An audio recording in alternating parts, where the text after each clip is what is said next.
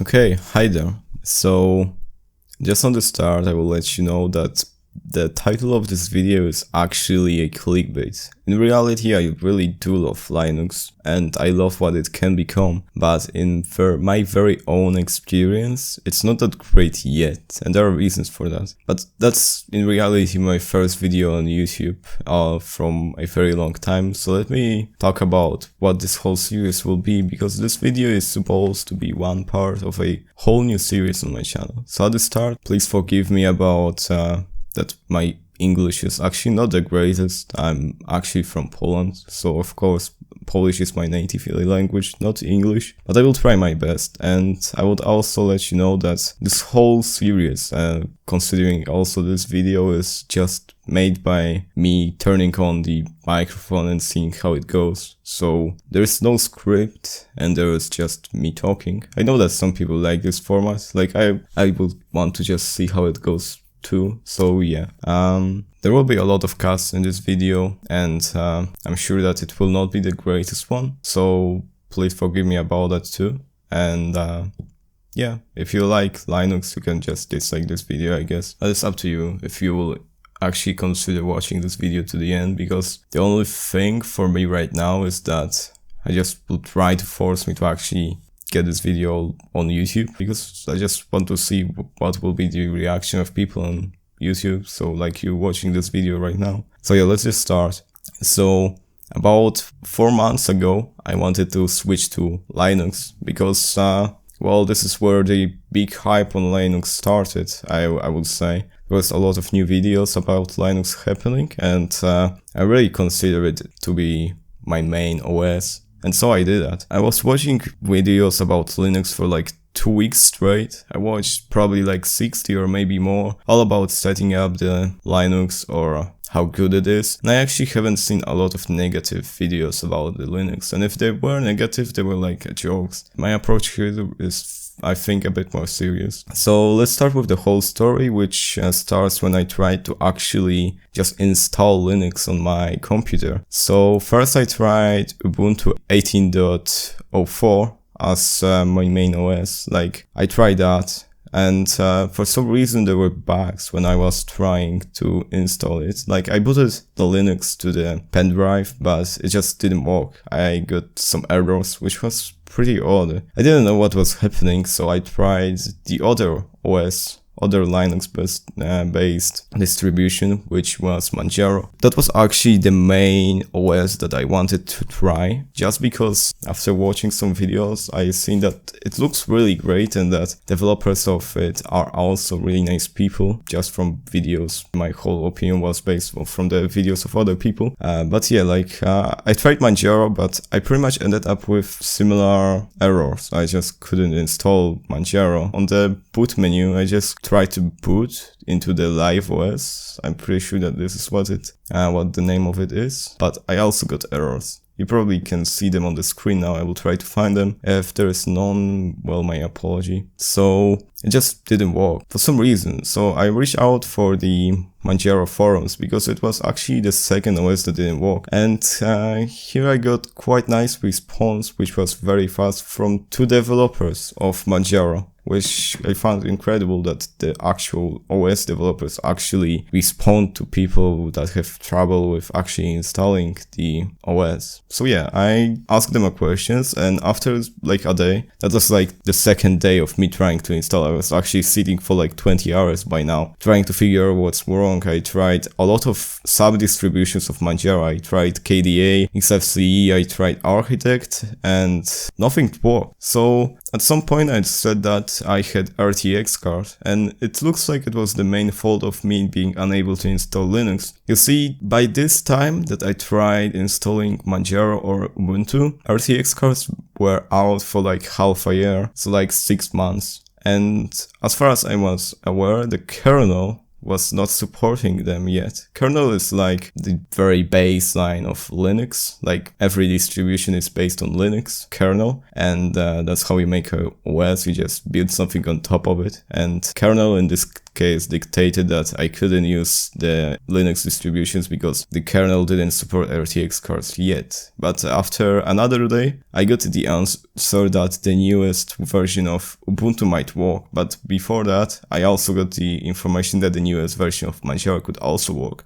So I first tried Manjaro, the developer build, but it didn't work out either. I had other errors which were different than the first time, but it didn't work. So I tried Ubuntu, and this time it actually worked. So at this point, I was able to install Ubuntu, and I get it actually working. That was Ubuntu 19.04, I believe. And yeah, it was working. So at this point, I was really happy. But unfortunately, there's a lot more into this story than just being unable to install Linux for 3 days because my card was too new for Linux kernel to actually support it yet. So yeah, of course I had the Ubuntu running, it was just working, but I encountered a lot of minor problems. Like for example, GNOME interface was bugging, but those were only few bugs that occurred during my 10 days of using Linux, because what I haven't said yet is that I actually used Linux only for 10 days, and after those 10 days, I actually switched back to Windows. So yeah, like the first major thing that I encountered is that actually you cannot easily see your GPU resource usage. Like you cannot just open the task manager by Ctrl-Shift-Escape and see how much your graphics card is using, how big percentage of your graphic card is being used, because it's pretty much a thing about it being a proprietary thing. So like Linux cannot give it to you out of the box. So that was very weird, but as far as I was aware, you were able to actually, and you are able to actually check it using the command line application, the terminal application, I'm pretty sure. And I used that and it was working, but the interface of it was actually very weird. It was not really enjoyable, but I said like, okay, like that's a trade-off, happens. Like there's a lot of things happening about the proprietary drivers and applications and stuff like that. So like I said, yeah, okay, that's fine. So I moved on, and another thing that I countered is very, very basic one that I was aware of already, and this was the support for applications and games. I tried few applications and some were not working. I of course tried Vine, but some were just not working. Like for example, Streamlabs OBS is only working on Windows for now, and I couldn't get it work. But the most important one is that I tried actually using OBS, the very base OBS, which is working on Linux. But if I download it by the terminal, it ended up downloading the normal newest version, which for some reason was named as 0.0.1 version, not the 23 version number 23 by the time that I was actually doing it. So that was pretty weird, but I thought that this is working. But there is one major problem. Like, of course, it is Linux. You don't have the new NVENC encoder. You don't have the RTX encoder because it's Linux. And you only have this encoder on Windows. But I said like, okay, I could use FFmpeg, like the other encoder. And it was there. But unfortunately, if you use the built-in Ubuntu way of installing apps by the interface, I don't remember the name, sorry. If someone will ask, I will let you know with comments. But if you install the application by not terminal, but by the built-in Ubuntu software manager, I'm not sure, the App Store like for the Ubuntu, you cannot install extensions. And extensions were very crucial in this situation because by default Linux doesn't have browser support on OBS, and it was very bad because browsers is like all your things that show up on stream. It's your overlay, it's all the alerts that are showing up, like all the basic things which you simply cannot stream and sometimes even record without, like you just need them. And the second thing is that back if I install by terminal, by command line, I couldn't get FFmpeg encoder working. The only way I could actually stream or record was by using my processor encoder, which, well, sucked a lot, because even though I installed the encoder, the FFmpeg, it was just not showing up. I tried reaching out on forums, but I get no support there, which was pretty odd. Like, I couldn't just get OBS working. That was a huge thing that made me quit the Linux, but it's not the only one. There was a lot more into the story, like, you know, playing the games which were supported on Linux. But for example, if there is a mod, like for example, I tried Mountain Blade Warband. Like, if you get a mod, like there, you need to actually fix a lot of things, like fonts, like graphics. There's a lot of work you need to actually do on Linux to get some things work. And I